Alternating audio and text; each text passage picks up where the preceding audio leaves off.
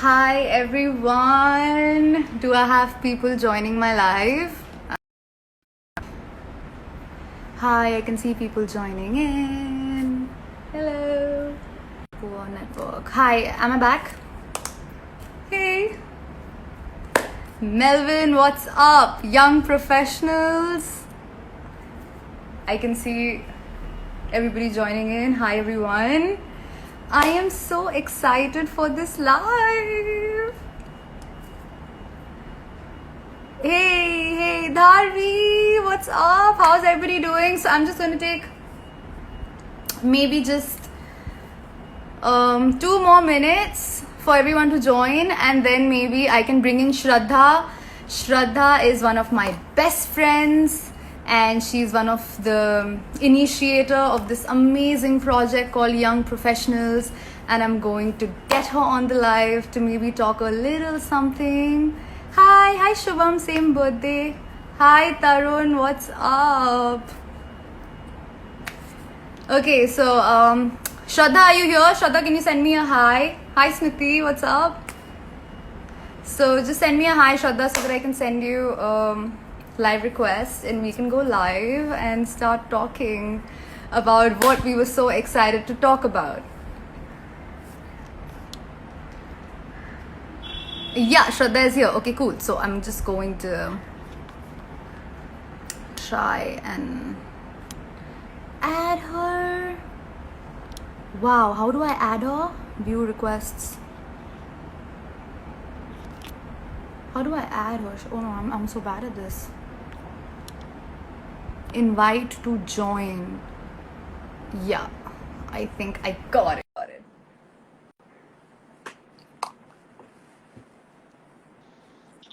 Hello! Finally, we are doing this live. Shraddha, welcome. I'm so happy to have my best friend on my live. Okay, Hi, I'm so so I am excited. quickly going to introduce you. So Shraddha is an economist. She's working as a consultant with the World Bank, and she's also a part of the Nepal Economic Forum as an advisory board member. So she's currently working for her passion project called Professionals, who by the courtesy of who we are doing this live. And I guess I'm going to let Shraddha take over and talk about young professionals and introduce Manoge as well. So go for it, Thanks, Shraddha. Ketika. Thanks. That was a lovely introduction. So hi everybody whoever's joined. Hi. It's great to see so many people here. Wow, it's my first live, so I'm a bit nervous also, let me tell you. But yeah, so I am going to talk about young professionals and maybe give you a bit of a brief on, what is young professionals, what do we do, and most importantly, why do we do it, right? So, when the second wave hit South Asia, it took a big toll on us, lives and livelihoods. And obviously, my heart goes out to all those affected. But we also saw that the pandemic affected so many others in different ways. Take the example of students, college-going students who've missed their education for 2 straight years, freelance writers, content creators, and so many others actually have lost 2 years of their wonderful opportunities that we got to enjoy 2 years ago.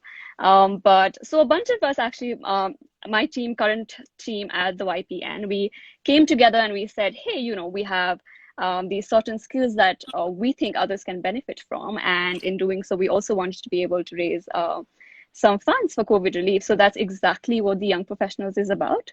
And we have these fantastic individuals who come from different sectors. They provide a wide range of services, ranging from classes on how to crack very technical coding interviews to college applications, yoga, and the likes, actually. And my personal favorite one is actually the tandem language learning. Isn't it cool that you can just sign up and, get another person who's willing to learn the language, who's willing to teach you, and, also have a friend in the process, and also support a greater cause, which is the COVID relief. So we encourage actually those who want to be part of this initiative, those who want to take sessions or even, give sessions, to come, send us a message, anything that you want. You can just quickly drop us a message on our page. And obviously, Ketika loves to talk about it all the time, so you can visit her page and find out more. So yes, I encourage everybody to please join in, and I think now I'm just going to let Ketika take over and perhaps also make way for our special guest for today, Miss Manogya Sahai. So Manogya, Yay! yay! I'm so excited actually. So Yeah. Manogya is a counseling a psychologist and a psychotherapist, and she works primarily with adolescents and young adults. And today she will be in conversation with Ketika to talk about some myths and preconceived notions that you may have about therapy and in seeking professional help. So I'm going to just make way for Manogya to join. And yeah, thanks, Ketika. Thanks for Thank you moderating so the much, session. Shraddha, and I want to thank you for the lovely work that you're doing. You're one of the purest people I know, and I'm so blessed to have you as my best friend. I'm so proud of you for this initiative, and thank you. It is because of Shraddha today that we are going to be able to talk to Manogya. We're going to have an access to a lovely therapist who's going to answer our queries. So thank you, Shraddha. Thank you so much. We love Thanks. you. Thanks. Bye. I'm going to sign off. Um, Bye. I uh, guess you go the same way. yeah, looks like there is no same way, but Oh no! I think there are the three dots on top.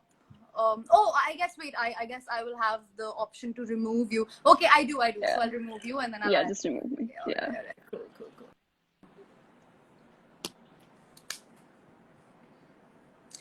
Okay, so I guess I'm gonna now have Manogya with us, and I'm going to send her a request. I hope Young Professionals is on live with me right now. Yes, I can see. So I am very excited for Manogya to come live. Hello. Hello! Oh Hi. my God, Hello. Manogya, how are you? I'm good. How are you? You look so sweet. Oh my God, Thank it's been you. forever. It's been forever since I've seen you. Yeah, I think it's been more than 7 years now, I think. Yeah. Yeah. Wow, that's amazing. And Manogya, the other day, like I told you, when I did a Q&A, everybody was like, how to keep calm during these days and how to, just tackle with like all the problematic thoughts and the anxiety during this time. And I did answer one or two questions, but I really felt like it's always better for a professional to answer these. And I am so thankful to you for coming on board and doing this live. It's so amazing. So, Thank Manogya, I guess do you want to say anything to people before we start? Yeah. Thank you actually, Ketika, for agreeing to have this live. And to be honest, I'm going live with so many people for the first time. And thank you, Shraddha, for this initiative, and thank you for the introduction. Um, yes, so like Ketika said, of course, we've had the second wave hit, which was much worse than the first one. And a lot of us have had been feeling anxious, and a lot of other concerns surfaced during the last year, but it became much worse during this year. And of course, it will be a good platform for all of you to just pull in your questions, throw in your questions, and maybe we could have an interactive session today to just be able to deal with in a better manner of how and what we've been feeling for more than a year now. But also, before we begin, I just want to say that please take this live as only for educational purposes. Don't see this as a substitute for therapy. If you feel like seeking professional help, this won't be a substitute. So please seek professional help after this live, and if you feel like, yeah. Yeah. Okay. So I think speaking about professional help, now Yeah. when we talk about therapy, I'm a Mm-hmm. big believer of therapy because, I have been to a few sessions and I think it's amazing. Yeah. But when we talk about therapy, it can be rather intimidating, Absolutely. Yeah. because, Yeah. it is a complete stranger. What are we to talk to that stranger about? Where are we to start? How to explain it sometimes? It's just intimidating. So let's start with, when do you think does a person need therapy or should seek therapy according to you? Right. Okay. So that's actually a very interesting question, and I've had a lot of clients come in thinking, "कि क्या बात करेंगे? What do I have to speak in the first session?" And they also prepare what do they have to speak, but that's not required. You may want to, if you don't have anything clear cut in mind, कि हम क्या बात करेंगे, leave that to the therapist. They will help you explore and identify where are the concerns coming from. To answer your question, Ketika, a person, to be honest, there's actually no reason for you to seek therapy. Nothing mega needs to happen in your life to seek therapy. People come in for therapy for various reasons, from ranging from having mental health illnesses to concerns to just about nothing. Just about, wanting to get more insights on their behaviors and patterns, or maybe just gaining more self-awareness, right? So there's actually no particular pinpoint reason for you to come in therapy, but to put it much more concretely, when you start to feel that your personal areas of your life and your professional areas of your life and social areas of your life are being impacted in some way, and it's happening on a recurring basis, social support is also not helping, that's when you may want to seriously consider seeking therapy or professional help. Okay, that's great. So, does therapy mostly involve talking? Right, that's actually very common misconception that people hold about therapy, that why do therapists charge so much, they're only listening to you, but that's most likely never the case. Okay, in a therapeutic space you are being provided a non-judgmental, empathetic and a safe space. It's absent of all biases, the focus is all on you. Okay, it involves active listening, which also includes focusing on the emotions in addition to the content of the client, and asking the right questions at the same time to help you explore the root causes of where your concerns are coming from. Let's say, okay, you are a person who, or let's say I'm a person who happens to sort of push away people each time I enter a romantic relationship. Now I'm unaware, क्यों हो रहा है ऐसा? Why does this happen every time?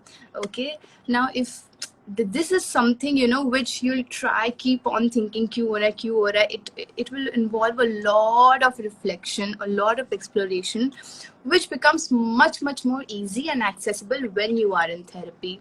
So that's how, a therapeutic space or therapy works in general. So it's not only listening to what the other person has, the client has to say, because if that was therapy, I think everybody would be able to do that. Yeah. Yeah. That is so interesting because, there are people, they get into relationships. Now, some people have a very anxious attachment style in a relationship. Yeah. Some people extremely aloof, and, just the partners are just lost. They don't know what to expect from the partner. They don't know how to go about. And I feel like all these things could be really related to maybe some sort of a childhood trauma or something of that sort, which, I guess people could tap into and explore with a therapist and could heal and could just, be happier in life by having happier relationships in life. Absolutely. That makes a lot of sense. And what you said was actually bang on, Ketika.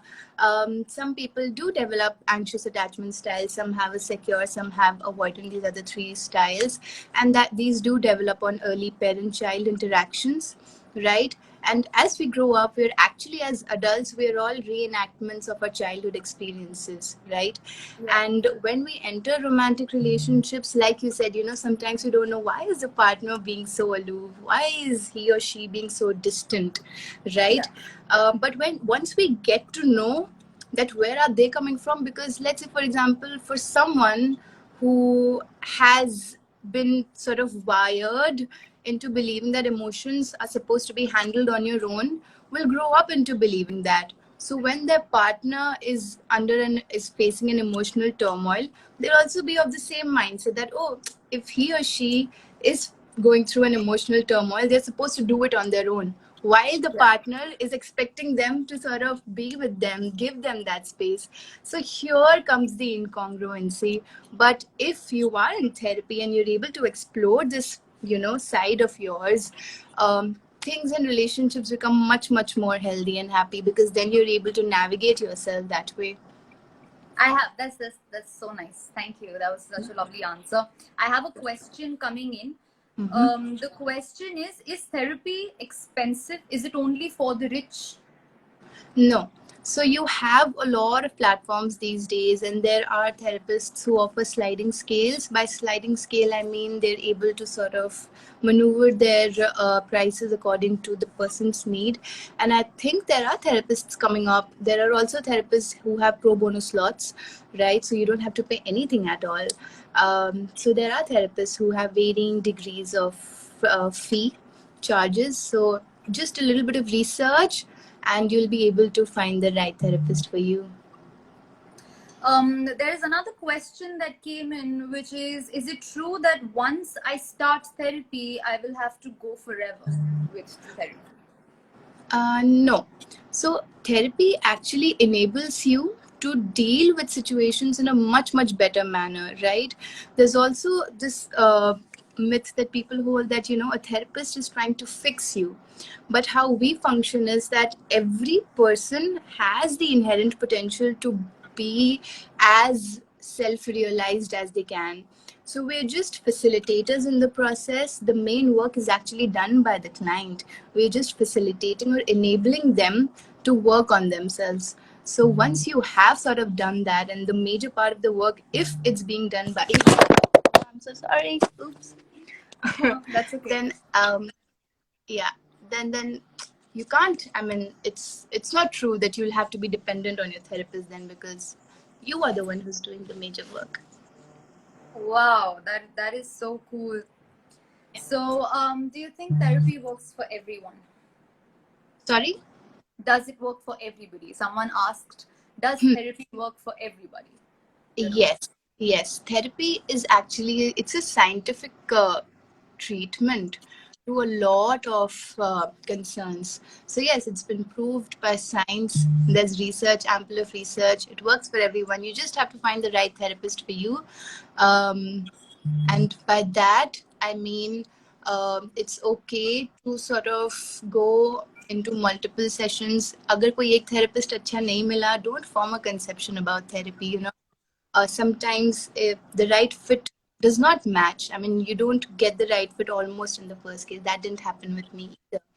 So don't make a idea about therapy based on how the therapist was, because there may be another therapist who will be able to work with you just how you want to work with them. Sometimes a person could have gone through a very traumatic experience, right? How does a person know that therapeutic space is going to be safe for them, especially when they come from such vulnerable areas in their life, when they have gone through something which is extremely traumatic, and maybe they want help, but to even talk about it is like just to I guess, what can a person expect in a therapeutic space, and how can it be safe for the person? Makes sense.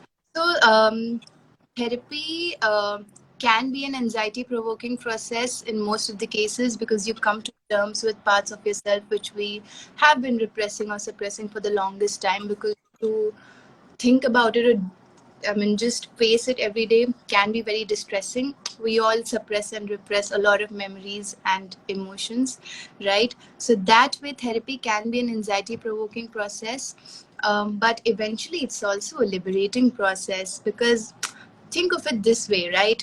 I always give this analogy, so I'll use this platform to give it again. You have your bedroom, okay? Now the bed sheet is torn. There's a pile of clothes on the chair, okay? Your study table has a lot of pens, but most of them have no ink, right? And your friend is about to visit you, okay? Now there are two options. Either you put a new bed sheet on top of the torn bed sheet, you take all the pile of clothes and just throw it in your cupboard and close the cupboard, and you take all your pens and just put it on the drawer of the study table. Now your room looks clean, okay? It looks clean to you. It looks clean to the person who is, entering that room. But is that room really clean? Okay. Now the second way you can go about is maybe remove the bed sheet, bring in a new one, okay, discard the pens that don't work, and take each cloth, fold it, and then put it in your cupboard. Now, the second process takes much more time, takes much more effort, okay, but the room is actually clean in its real essence, Yeah. right? So, you have to the safe space that you were talking about, it develops in therapy by virtue of the therapeutic relationship, which is also why people think कि एक दो session में हो जाएगा काम, but नहीं होता है, because the major work in therapy happens after a relationship has built between the client and the therapist, okay, and that's how the therapist also comes to sort of realizing, oh, this is a safe space for me and I can be vulnerable here, unlike other relationships that I've had.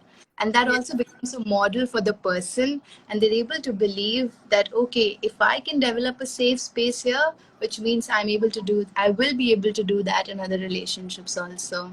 So Yeah. the client and therapist relationship becomes a model to practice outside of the therapy space, and therapy works best outside of the therapy room, to be honest. Wow. That is so cool. Well, Manogya, that's amazing. In fact, while you were speaking, I was just thinking that there are. I'm a believer of energy. I believe everybody carries a certain energy, and Yeah. of course, if they are talking to you, they are transmitting their energies to you, and you have to be that brave front to not only make them stable, but to also just then deal with that energy on your own. So I think the work that you do is very noble. So I think I just want to thank everyone. Thank you on the behalf of everybody for doing what you do, because I think it's amazing. And for everybody who thinks that therapy is intimidating and therapists are scary, we've got such a lovely one right here. Look at her. Look at her. Don't you just want to talk to her? And you're so warm. You've got that aura about you. So it's amazing. I'm also learning so much from this. So thank you, actually. Thank you. Shreya asks, how do Yeah. you know someone is right? How do you know that someone is the right therapist for you? If you are feeling okay that you're feeling that comfort, because focus a lot on how you are feeling in the presence of the therapist, right? So if you are feeling that kind of a friendly demeanor, of course you can't be friends with your therapist, but it's good to have a friendly demeanor of your therapist. That way you'll be able to open up much more easily, okay. Ask them questions, okay, before you start your therapy. Please feel free to do that every time you enter a therapeutic space. You can ask them if they are themselves in personal therapy. Ask them how long have they been in training. Ask them what approach do they work from. Okay. And also, while you are in therapy, just focus on how you are feeling with them. And also, not every time you're going to come out of a therapy session feeling absolutely great. Most therapy sessions you'll come out maybe crying or distressed, or sometimes happy as well. So it all depends from person to person, but focus on how you are feeling. Are you feeling that you're keeping very key things about yourself from the therapist? Because that would be a sign that you're not feeling, that you're not getting that space where you can be yourself. You can absolutely bear yourself open. So focus on all these emotions and you'll be able to get your answer. Yeah. Wow. I think that's a very good point. The more easy I feel with my therapist, and the more comfortable I feel to maybe just say whatever I want to say. I think that is when I know that this is my person. I can just talk whatever I want. She's going to listen. There are no judgments, and she's Absolutely. only going to help me on how to deal with that situation. That Absolutely. is, yeah, that's so nice. So there's a myth that therapists can help only if they are experienced in the same thing. No, right? Because to empathize firstly with someone, right? You don't have to necessarily go through that thing. And the kinds of experiences that we work through in therapy sessions, it's almost humanly impossible to have experienced all those things that we work in therapy sessions, right? Now, if I'm unmarried, okay, of course I can work with someone who's going through a divorce, right? Yeah. or having some kind of a maybe sour relationship with their child. I don't have a child, but of course I can work with them because the core issues are always are very human, okay, Yeah. and they're very individual, right? So you just need to tap onto that and remove those obstacles which are sort of stopping your client from being the fuller selves, or being able to just deal with things in the right way. Yeah. People really turn to their good friends for therapy. Mm-hmm. They Yeah. think that, and people can have the best of friends and the most amazing, intelligent friends, highly emotionally mature friends. But Mm-hmm. can they be the therapists? That's another myth that people have, that why do we need to go to therapy if we have great friends? Yeah, absolutely, absolutely. People do say that, if we just have to talk, why do I have to go to a therapist? Please realize that, I mean, to all of us present here, please realize that you share a very dual relationship with your friends, okay? And whenever we share something with them, also realize that they've also experienced a plethora of things with you other than just that experience, and as much as they'd be unbiased towards you, inevitably there will be some bias and some kind of judgment, not judgment, but some opinion from the past about you, which will play into giving an advice to you. And coming to advices is something which we almost never do in therapy, because what works for me may not work for you. So the person has to realize themselves what works best for them. And a friend may not be able to do that. It's good. You should have a good social support group, right? Who you can reach out to. But जब आप सुन लें कि जब आपको रीअश्योरेंसेस मिल जाए, जब आपको बोला जाए पॉजिटिव सोचो, जब वो सब भी ना काम करे, then of course you will have to step up and seek professional help, because that's when your friends won't be able to help you. Yeah, Because of course the root causes they'll never be able to help you identify. true.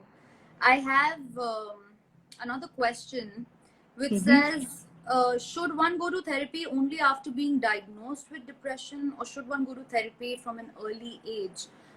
Maybe we could talk about some signs of depression for people, who don't know they are suffering from it, or maybe what anxiety feels like. Because जब मैंने last time Q&A किया था, मुझे बहुत ऐसे questions आए थे जहाँ पे लोग कह रहे थे कि मुझे बहुत low feel हो रहा है, and because I think everybody has the work pressure. Everyone is home. Yeah, The earning, the finances are not flowing. absolutely. Then we are overthinking, and then we're stressing more. There is anxiety. We have to take care of our family and all of that, which is completely understandable. But how to stay sane? I think those are the worries which people really are facing. Right.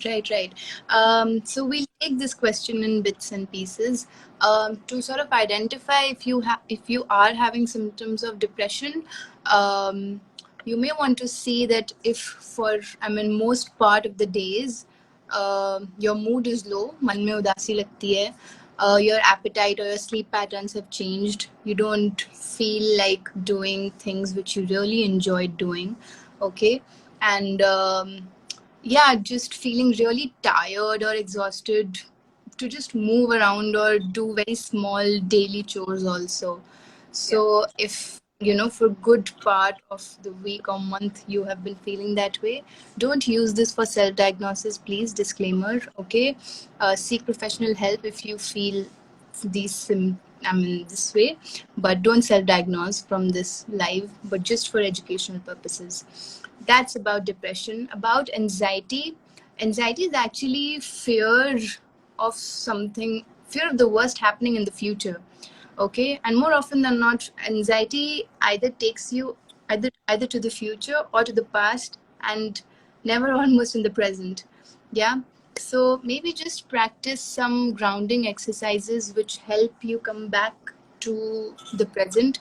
By grounding I mean just look at use your five senses, something that you can see, touch, feel, taste, and smell, right? So it helps you come back to the present.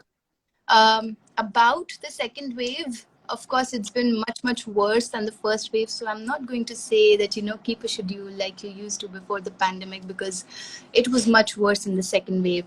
So as humans, to find purpose we need purpose in life to go through every day. Yeah. And pandemic struck, okay, it was pleasure, right? To find pleasure in things that we do. That was our purpose.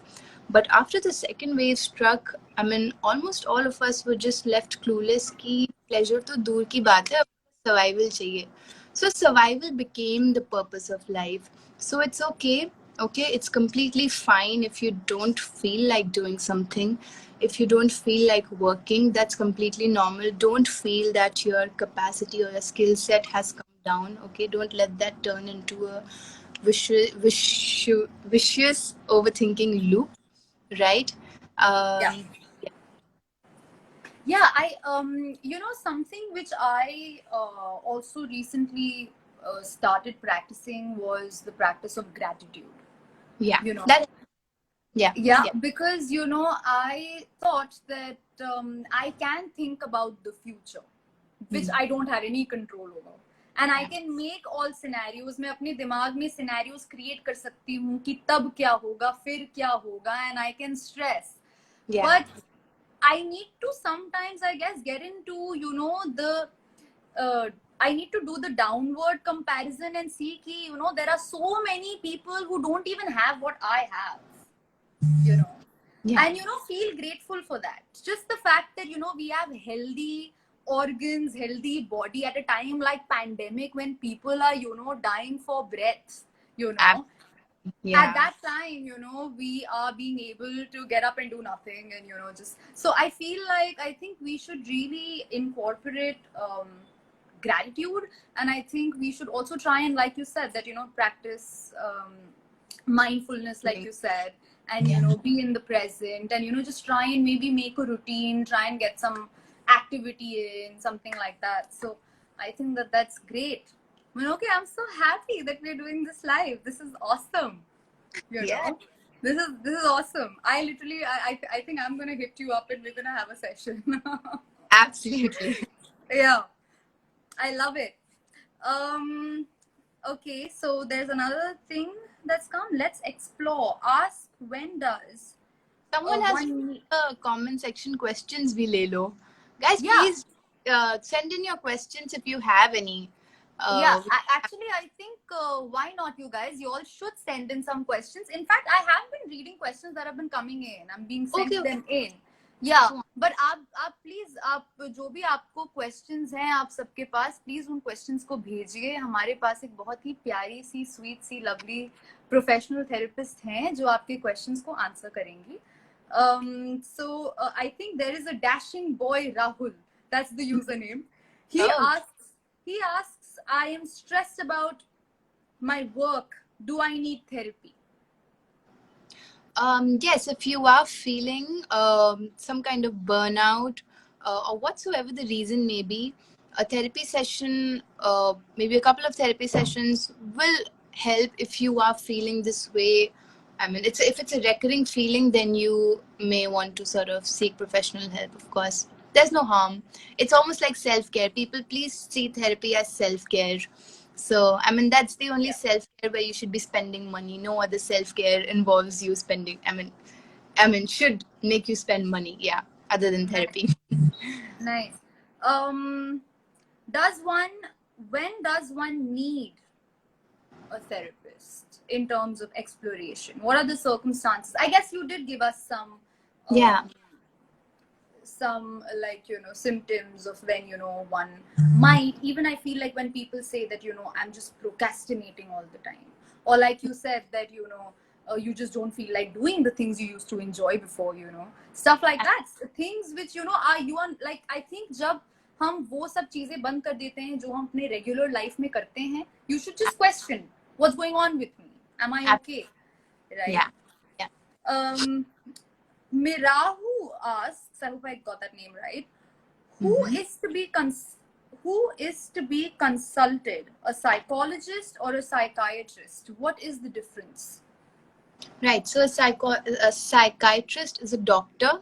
Okay, they can prescribe medications. They may or may not take therapy per se. Right. A psychologist is someone who specializes in giving therapy, right, and counseling. They can never prescribe medications. So when you go to a psychiatrist, if they feel the need that you, in addition to medicines, you also need therapy, they refer you to a psychologist. If you are working with a psychologist and a psychologist feels that you may benefit from meds also, then they also refer you to a psychiatrist. So I mean, the two really work hand in hand. But it's not Someone I everyone can, you yeah. need medications. Okay, it's only for cases Yeah. where, I mean, it's not in all cases where you need medicine. Just saying. Yeah. Angel asks, how do you use your art or passion as a coping mechanism for better mental health? How do you use your art? Yeah, or passion as a coping mechanism for better mental health.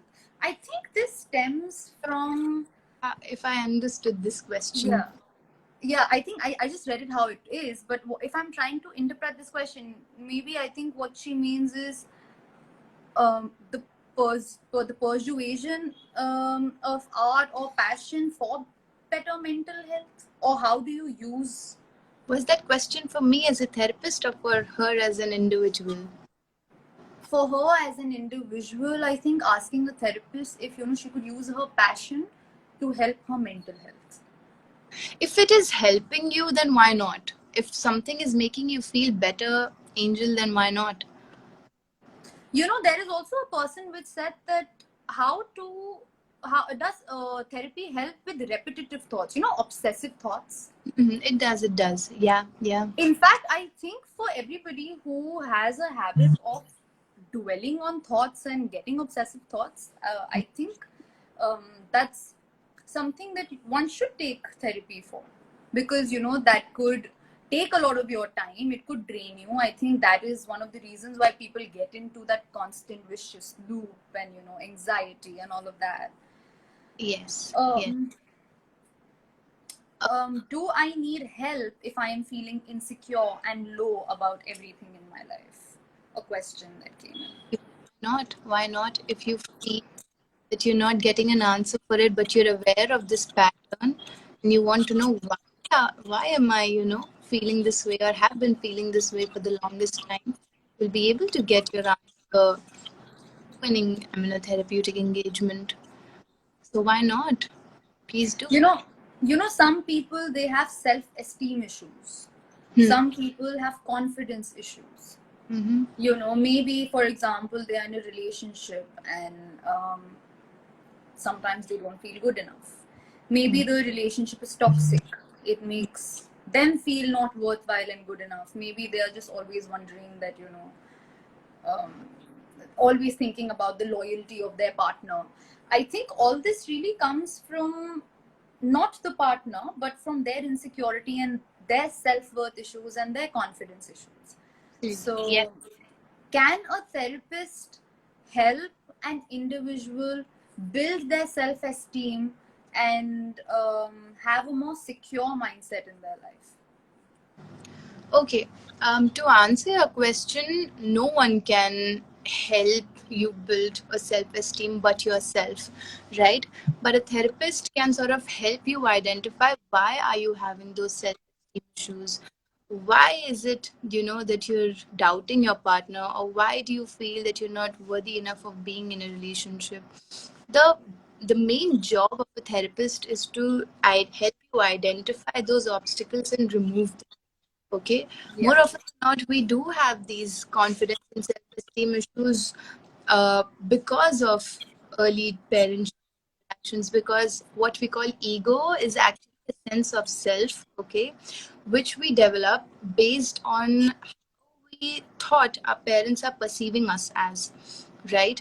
So if as a child my distresses were trivialized by my parents, let's say, I'd grow up believing that, oh, मेरी परेशानी इतनी बड़ी है भी कि नहीं कि मैं ही फालतू में इसको इतना बड़ा बना रही हूँ. right? So that's how, okay, confidence or self-esteem issues in most cases, of course we cannot generalize, but in most cases that's how it develops: low self-worth, low self-esteem issues. So therapy helps you sort of diffuse from that pattern or that experience, which we sort of start to see ourselves as. Yeah. So that way it helps. This is so interesting. Yeah. This is so interesting. And there are so many questions flowing in, and it's obviously not possible to cover all of them, but I feel so happy that at least I have gotten to introduce you to everybody. So everybody who's experiencing you on the live knows that there is someone safe who they can approach. And when people were talking about expensive therapy, I think that young professionals is rather offering, like you on Yeah. Young Professionals I- are offering therapy at a very reasonable price, actually. So everybody who's looking for therapy and all those questions you'll ask me, you'll have Manogya, you all can book a session with her on Young Professionals. And the prices are so reasonable, and she's so warm, she's going to be all ears. You're ready to have a friend who you can confide in, and look at her. Very sweet of you. Yeah. There's somebody who says how to overcome love sickness. Is there something like that? Love sickness? Yeah.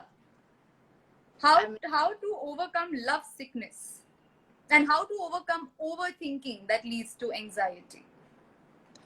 Okay, let me answer the overthinking bit first. Overthinking is actually thinking a lot about what may happen, because that's a coping mechanism to make us feel safe. That what if the worst happens? So we think about it, we think about all the possible scenarios and make ourselves feel safe.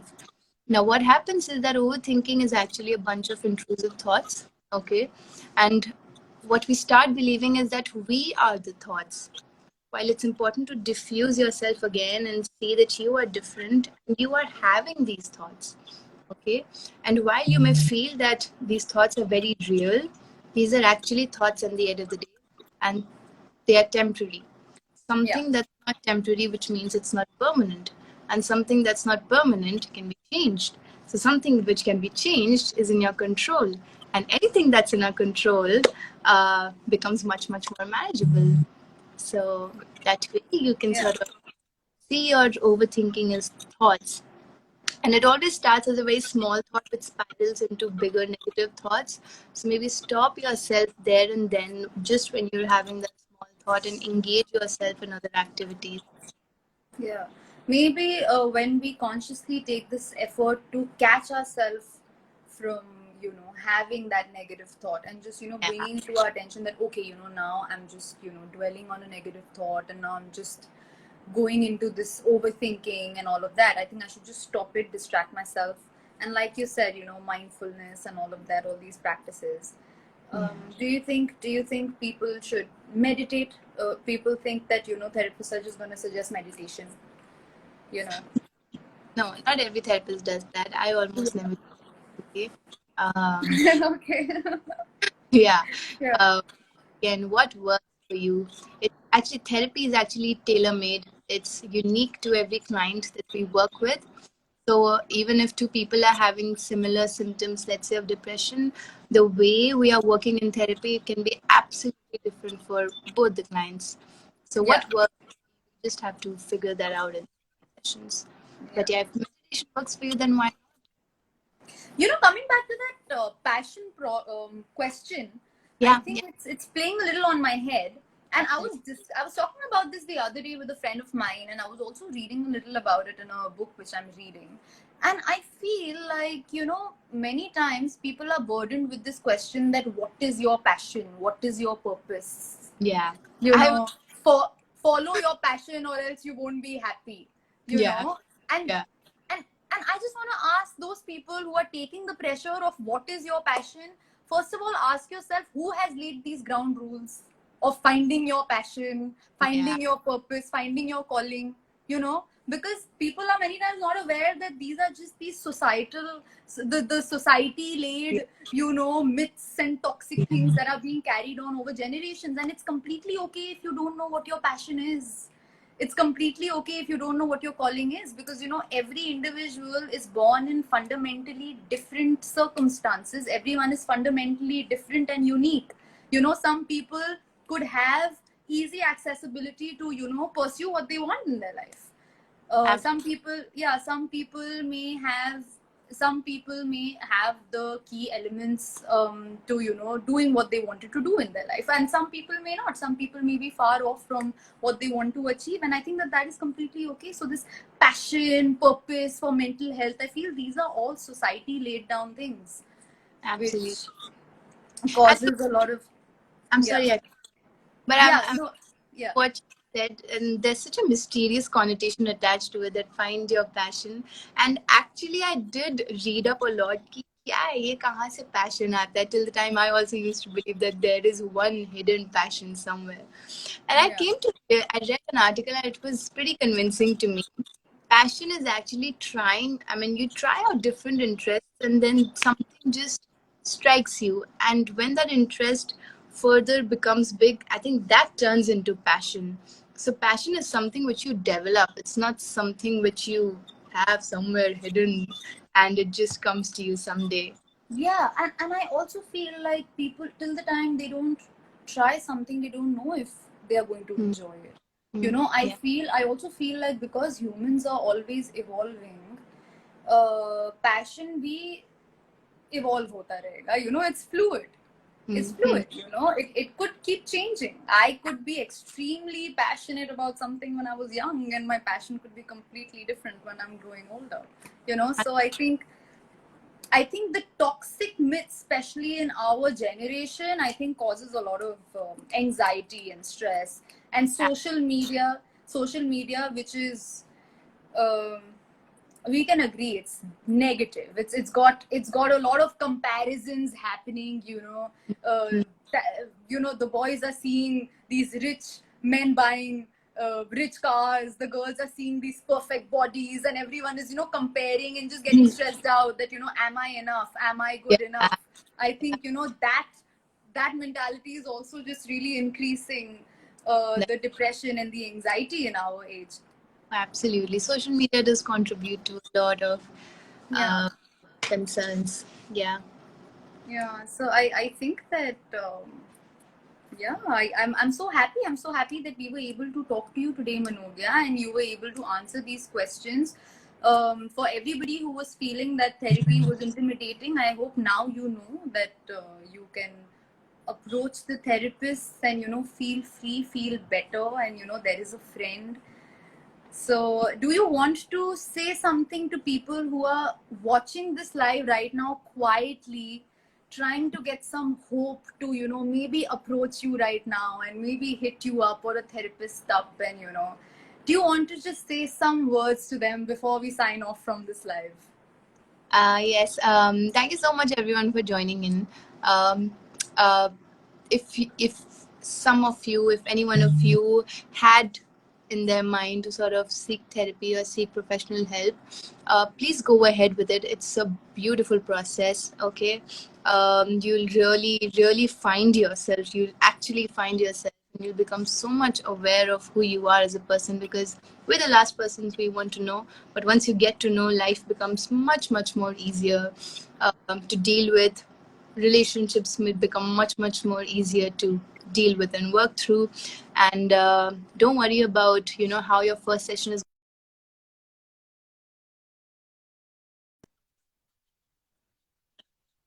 So, yeah, you'll be good to go. It's a beautiful space to be in. So go ahead if you have been thinking of going into therapy. And if you have any questions, you could always reach out to me, or follow good verified therapists on Instagram. But again, only for educational purposes.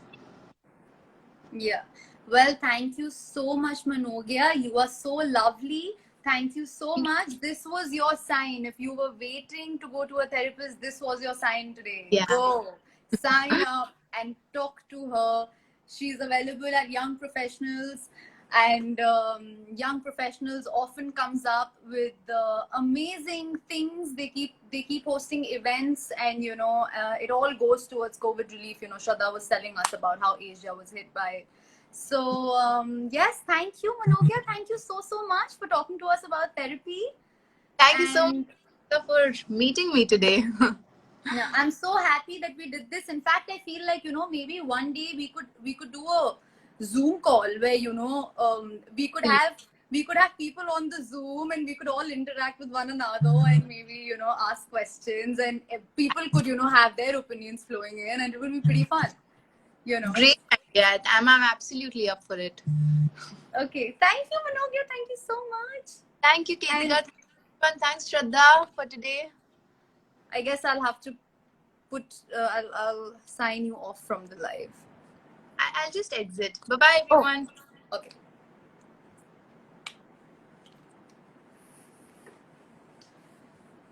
Oh, wow. That was such a lovely session.